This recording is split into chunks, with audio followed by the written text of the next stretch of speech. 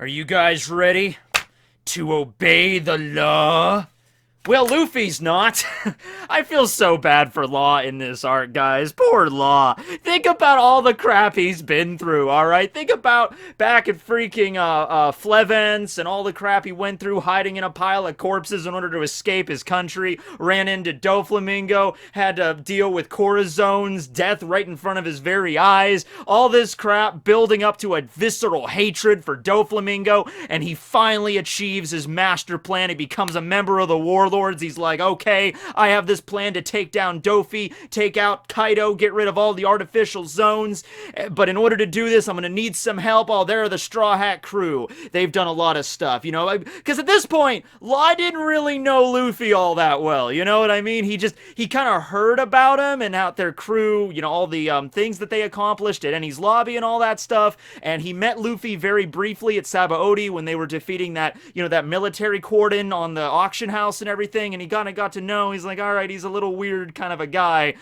very just energetic and just jumps into danger without really thinking first, but Law was not prepared for everything that was gonna go down, alright? He's like, alright, he's, you know, honestly, Law probably thought, like, okay, this Straw Hat Luffy, he's a rather energetic kid, but you know, he's done so many crazy things, you know, at Eni's Lobby, and he's attacked the world government. I mean, there's gotta be a method behind the madness, you know what I mean? So, here's what I'm going to do. I'm going to approach Straw Hat Luffy at Punk Hazard, and I'm going to tell him about my master plan to take down Kaido, and if I explain this to him calmly and concisely, and we get his crew together, and we plan out exactly what we're going to do, step by step by step, and if he agrees to it, then I think everything will be okay.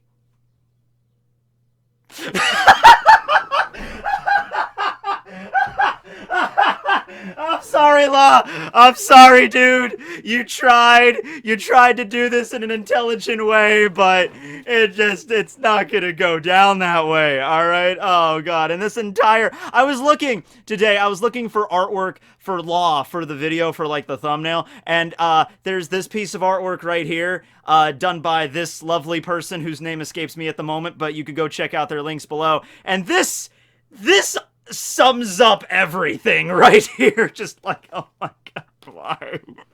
You know, like, I mentioned this when I did the reviews. I mentioned this, like, poor Law, because he's like, Luffy's running around chasing after random headliners, and Law is like, Luffy, just, would you calm down? I know you want to fight. I know you want to kick their asses, but you just can't be running around. We can't let Kaido and the freaking, you know, Shogun know that we're on the island yet. They're gonna know you're Straw Hat Luffy. Well, maybe the Orochi's men won't, but, you know, the headliners like Drake and Hawkins and everybody are going to notice you, so you just can't be running around. But Luffy's just like, nah, I'm just gonna do whatever I want and just have fun along the way.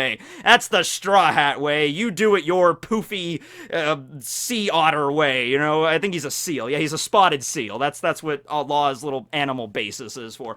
Oh, but anyway, yeah, so, right now, it basically led to a little bit of a schism. That's a fun word you don't get to use very often, schism. I actually learned that word from a series of unfortunate events. That was a great book series, and the Netflix adaptation was pretty good as well. Anyway, that was a tangent. So, you know, he's working together with the Rebellion, and Kinemon, and Shinobu, and Kanjuro, and everybody, and Wano.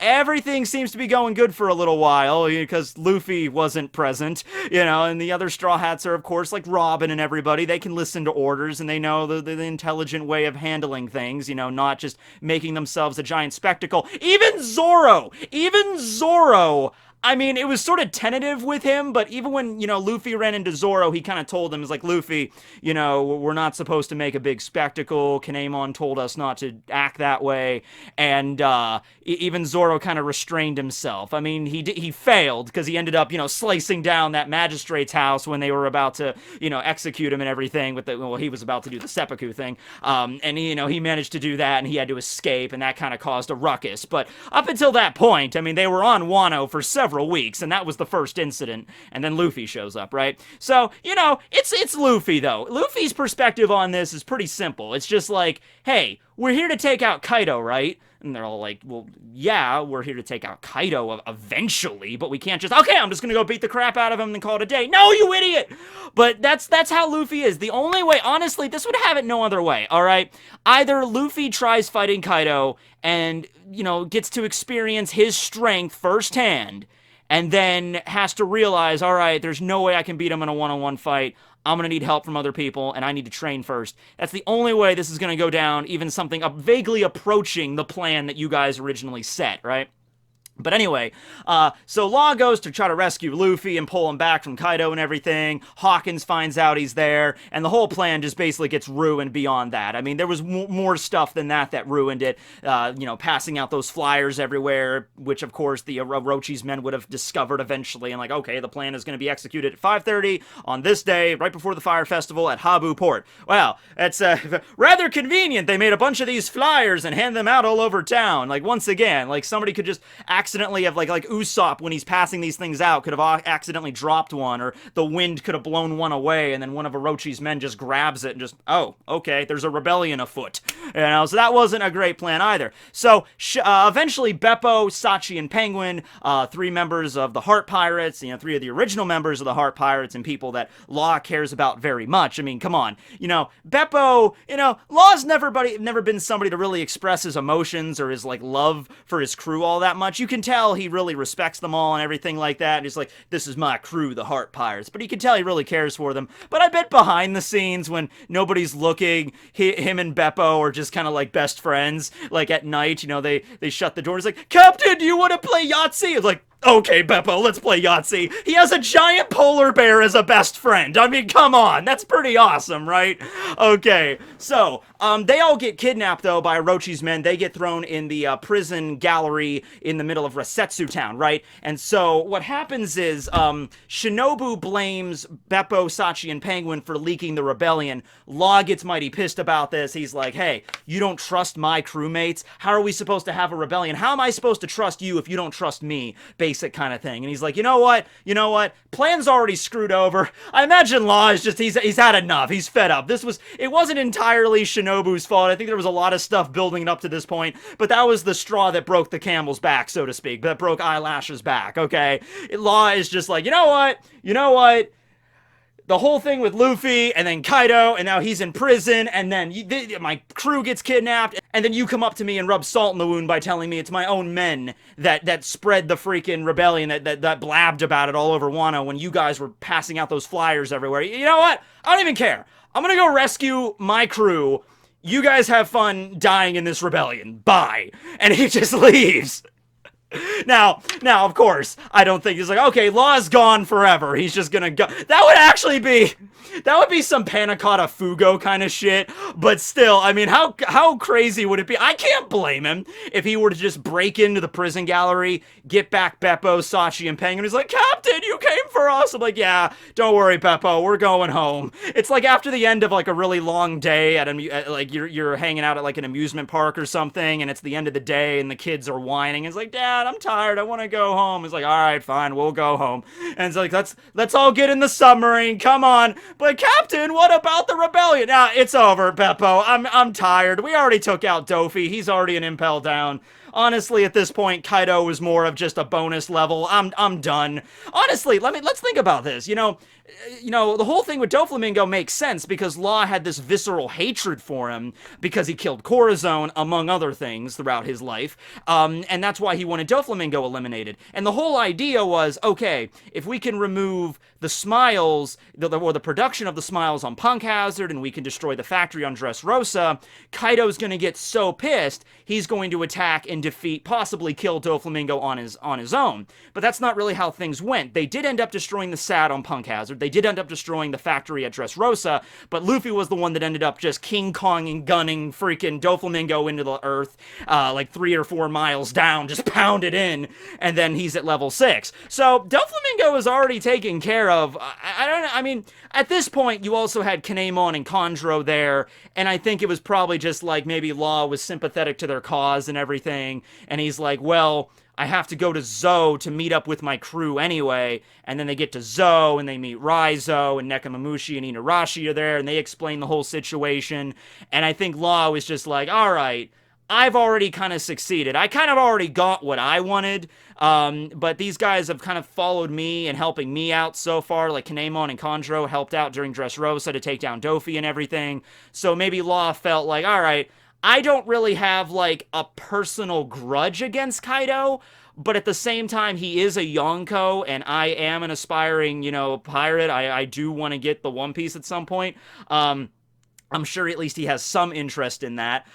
So I will help the Straw Hats and the Minks and the Samurai take down Kaido, right? But like I said, it's not like he has any direct, like, personal rage for Kaido. He's never really even met the guy one-on-one. So you can't really include that in there, like the same thing with Dofi. So yeah, it would be nuts if he's just like, you know what, I'm done. Everybody in the sub, we're leaving. We're going on our own adventure. And you just never see Law for the rest of Wano. But I'm going to assume dollars to donuts. That's probably not the way Oda's going to go with this. Honestly, the way I'm looking at this, ever since Law kind of left, I don't think it's just going to be... I mean, it could do this because, Oda, sometimes he'll skip over major events or everything, like, oh, okay, well, yeah, like at the attack on Orochi's palace, where Nami's doing the thunderbolts and Brook's going around like, oh, I'm a spooky ghost! And Orochi, appears and he's the giant dragon and then freaking Komurasaki gets cut down. All that stuff happens and then we skip immediately to like the next day in Wano. So it's like, okay, I wanted to know what happened immediately following that, but whatever. So it's very possible Oda could always be like, yeah, Law left to go get Beppo and everybody, but then he gets Beppo and everybody and just comes back to the hiding spot and he's like, all right, I saved my crew. You get one mulligan on this. If you guys ever look like you're not trusting us or you're gonna, smack talk my crew again, I'm out. I'm just out and you're not gonna see me again. Have fun in your rebellion without me. He could do that. Or the way I'm thinking about this is, maybe Law, he's an intelligent guy. Maybe he's like, all right, their plan kind of got screwed over. It might be smarter for us to separate and do maybe different plans here. You know what I mean? Like, they might still try to do the 5:30 at Habu Port kind of plan. Maybe Law is going to, after he rescues his crew, he's going to go off to the side with them, and he's like, all right, guys, here's the deal. That plan got scrapped. They're still going to do it, but it might not end too well. So what we need to do is back them up with some sort of contingency plan, right? Like, for example, they arrive at the Habu Port, the Beast Pirates are all ready for them, and that might start like a giant battle, but in the meantime, that's when we sneak into Onigashima, or something like that. That would be really cool, would it not be? Where it's like, oh no, our forces are being pushed back, we're being defeated, and then like at the last minute it's like, look on top of that hill! And then like Law appears with all of his crew and they all strike epic poses or something. I could see Law striking an epic pose, like Beppo, Sachi, Penguin, everybody's, Jean Bart's behind them like, oh! And Beppo kind of nudges Law, and he's like, come on, Captain, just this once. This looks so cool. We're standing on top of a giant hill, and there's huge freaking dinosaurs, and there's samurai, and they're fighting all these pirates and other samurai, and Kaido's a dragon. Come on, Captain, do a pose. And Law's just... Shing! He like takes out Kikoku and just like raises it to the sky, and then that's how the chapter ends. Everybody just looking up like, it's glorious! And then they charge in for the fight, or they decide to fight that way. But yeah, I think it's rather fair to say that Law will return, alright? He just might not return directly to the rebellion.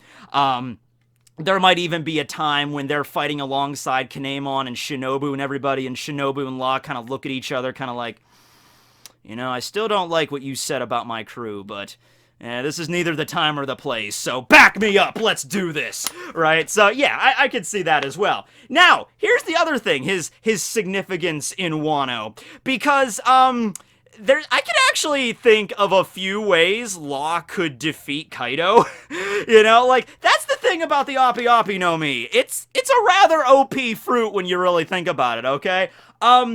I guess it's time for us to talk about this. Not even just like the internal youth operation. I did a whole video about that, and there is a prevailing theory out there. The reason Kaido is so nigh indestructible is because of that operation. I don't think that's really the case, because that operation seemed to imply it gives the user eternal youth. You be young forever.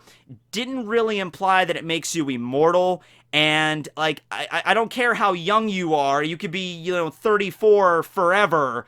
But if you jump off of a sky island 10,000 meters up and just...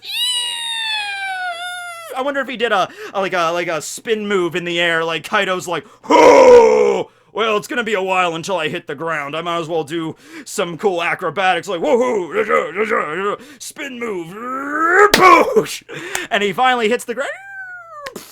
I don't care if you got eternal youth. That'll still end your existence, right? So I don't think that's the situation. I don't think that's the reason why he's so strong.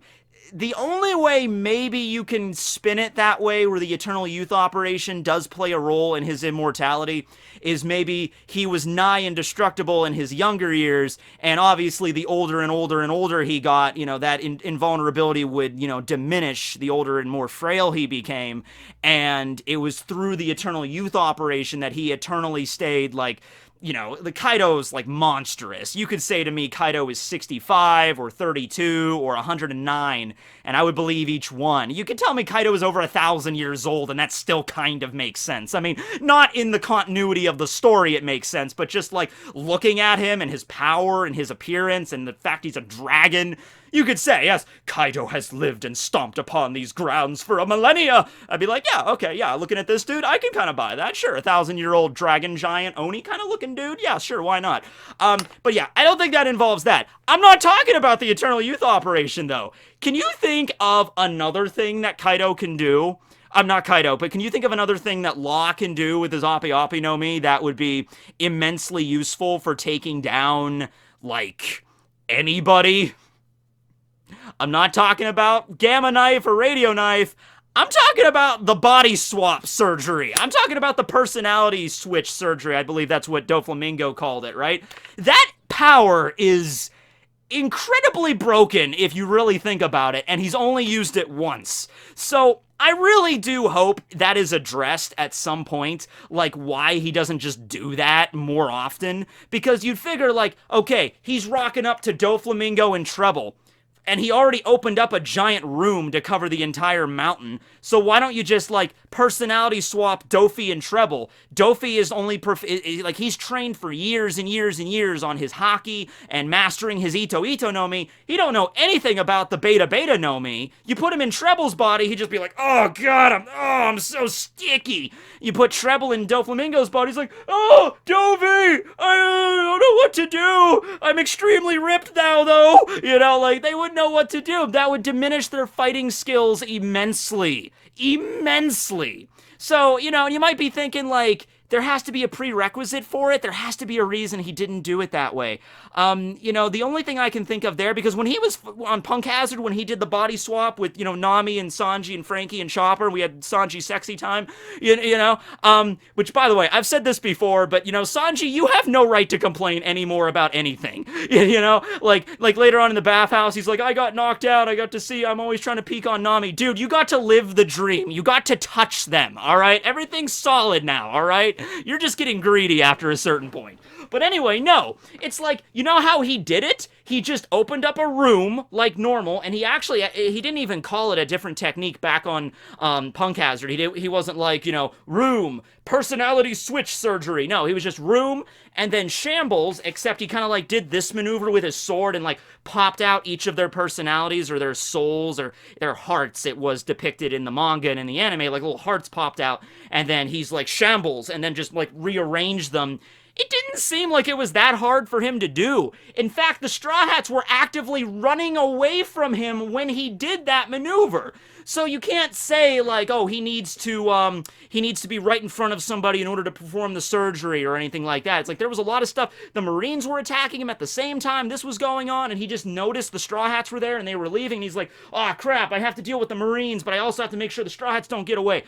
Room, shambles, poke, poke, poke. Okay. All right, bring it on, Smoker. You know, he was kind of busy doing like 3 or 4 things at once when he did that maneuver. So don't freaking tell me he needs to have it like I have to focus my energy when I perform this technique. You know, like, he doesn't need to. It doesn't seem to require much more focus than his typical shambles does, okay, right? So anyway, with that all being said, what you could do is get your hands on, like, it doesn't, I was originally gonna say go Captain Ginyu with it and get, like, a frog. Like, take the toad off of Usopp's head that's just been tagging around the entire time. Like, the toad is actually relevant! Take the toad off of Usopp's head and perform the personality swap technique with Kaido and the toad. And put Kaido in this toad and just, what?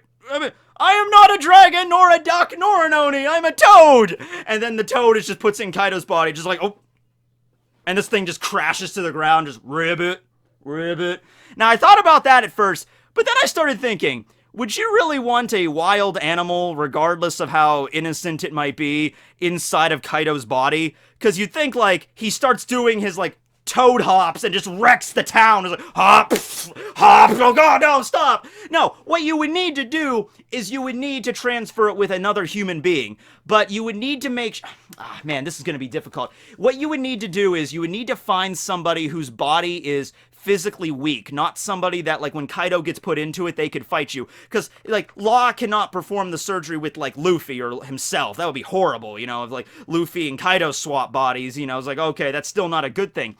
You know, hey, you know what might work is if you had, like, a little kid that is, the rightful heir to, like, ruling Wano, and he actually also had dragon abilities, so that'd be, like, a cool duality thing between them, and you take Kaido's personality and you put him in that little kid, and then you take the little kid and put him into Kaido, and then he would probably do the right thing and not destroy the entire island. Yeah, there you go. Oh, it's Momonosuke! Now, the only problem with that, of course, is, like, I don't think Momo would really prefer that very much, but at least it would stop the fighting for the moment. You know what I mean? Like, you could just, alright, if they perform the surgery correctly, they could just chain up Momo, and just, you know, Momo's, like, possessed by a demon, like, let me out of here, you stupid you know, it's like, give me some sake. It's like, you're underage. No! Meanwhile, Momo's in Kaido's body, and that would actually be really rather neat, because it's like they're both dragons, and you know, that's the reason Momo hated his dragon form, because of Kaido's existence, but it's like he had to do that in order to, like, stop the fighting, right? And at least it would stop things for the time being, right? And you could always maybe figure it out later, right? He's like, okay, well, now what do we do? Well, I'll tell you now what do we do.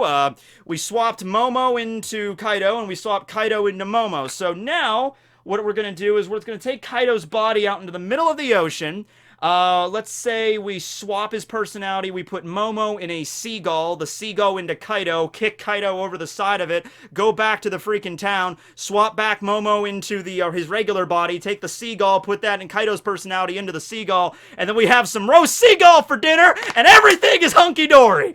Now, that would be the logical way of handling things. I mean, that would be my first forward. If I got sucked in magically into the One Piece world, and I was in Wano, and they were like, oh, who are you, stranger? And I'm like, oh, I have a Law, use your personality technique on Kaido. It'd be funny if Law was just like, oh, oh, that's right, I can do that, I completely forgot. Yeah, okay, that'll solve the problem right there, right? I mean, you could also get other techniques involved, too. I mean, I don't know if he would be able to stand up to a gamma knife. Gamma knife is like a radiation knife that literally destroys your organs from the inside out. And even the way that Dofi managed to get out of that still seemed like a cop-out. I really do genuinely think the only way Luffy did as well as he did against Doflamingo, managed to win that fight, was because, yeah, Law also damaged him a heavy amount beforehand. Because I don't even care. Like, you gamma knife and just destroy Dofi's organs, like, he's just slamming, like, lungs, heart, freaking just muscles just destroyed with that gamma knife. I could just use my strings to stitch them up again and we'll be good. Yeah, because that's how that works, right? That's how that works. Let's say you get your finger cut off and it's like, let's say you make it to the hospital in time and it's like, okay, all right, we can save the finger, and they stitch the finger back on. It's not like you're walking out of the hospital like, I can bend my finger like normal, like nothing happened. I understand it's manga. I understand it's anime, but that still damaged him quite considerably, right? It pretty much had to. But yeah, if you think about it, there's a few ways Law could take this out. I mean, not even going beyond that, I mean, there might be a reason, because, you know, like, Law did not do this with Dofi either. He had the room opened up, but he did things like his counter shock and his radio and gamma knives, and he used Starbin, the Death Blade thing. At no point during that fight did Law make an attempt to, like, use his shambles to separate Dofi's body. You know, to like break his body up and move it around like he did with Virgo or the other Marine riffraff. So that maybe seems to imply like he couldn't do that, or maybe if a character coats themselves with hockey, they can prevent that in some way. No, but Virgo did. You know, Virgo was all freaking armament hockeyed up. He's like, gadoosh! And Law still managed to slice him up with shambles, even after he was coated in armament. I guess you could say maybe it was the other kind of armament hockey, that's what protected him, but I don't know about that. That's skittling on the little, you know, dubiousness there, if that was the reason why he was able to not do that. Or maybe it could just be because Doflamingo knows so much about the Oppi Oppi no Mi, he knew to avoid Law's attacks directly because of that particular reason. Possible, I suppose. It's possible. But, yeah, the personality transplant surgery, that's something extremely vital I would like to see again, you know, like, in the fight against Kaido, or even just one of Kaido's men, it would be useful, you know? It just, like, that would be, like, not even, okay, if you just want to disregard Kaido, because you could say, oh, he's freak show strong, he's got hockey, same thing with King and Queen, and maybe it wouldn't work on them. Even if it's just the random riffraff soldiers, still, that would be incredibly useful. Here's what you do. Here comes Kaido's, like, pleasures and the gifters coming at you. Open up a giant room. Personality swap everybody. And just, like, you know, you got, like, 300 soldiers or whatever. Like, mass swap. What the hell just happened? And then the samurai charge! You know, like, that would definitely stall. I don't care who you are. If all of a sudden you're charging and then next thing you know, you're like a foot shorter and you have the powers of an alpaca or something, like half of your body is a horse, or what the hell just happened to me? You know, like, if your personalities are getting swapped, like, that would just get wiped. You would get destroyed. So yeah, Law, come on. You're a smart enough guy. I think you can figure this out. But, yeah. So I just wanted to make a video talking about Law's role in Wano. I'm looking forward to seeing him again. He's taking a little break for right now. I think he needs to take a breather, honestly. Just like, okay, rescue Beppo and Sachi and Penguin, and just, what are we going to do next, Captain? I'm like, we're going to go get some coffee is what we're going to do, and then we're going to chill, stare at the clouds for a little while, just okay, let's go deal with this. Let's go deal with Kaido. Come on, it's been a long week. So yeah, well, let me know what you guys think below on what Law could do to contribute to the downfall of Kaido and to the aid the rebellion in Wano. Let me know about all this below. This will be Tekking101 signing out. Hi, Umbreon! How are you doing? I mostly put him here just because, you know, yellow and black. Umbreon is Law's spirit Pokemon, and I am perfectly fine with that. I could see him palling around with Law. I kind of want to see fan art of that now, like Law running around with an Umbreon on his shoulder, you know? I think those two would click, you know what I mean? Alright, so have a great one, everybody. Signing out.